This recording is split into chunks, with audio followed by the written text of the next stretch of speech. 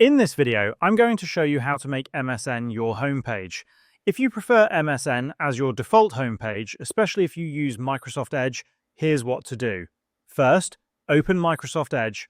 Once it's open, move your mouse to the gear icon on the top right corner of the screen, which brings up the Page Settings menu. Click on it, then scroll down to the section labeled Show Content. Turn on the toggle switch next to this option. Once enabled, MSN News will start displaying on your homepage. Additionally, you can turn on the Show Widgets toggle if you want even more content like weather or sports updates. For a complete MSN look, you can also turn on the Background toggle to display the background image. Now, every time you open Microsoft Edge, MSN will appear as your homepage. If you use Google Chrome and want to set MSN as your homepage there, you can do that as well. Open Chrome and click the three dots in the upper right corner, then scroll down and click Settings.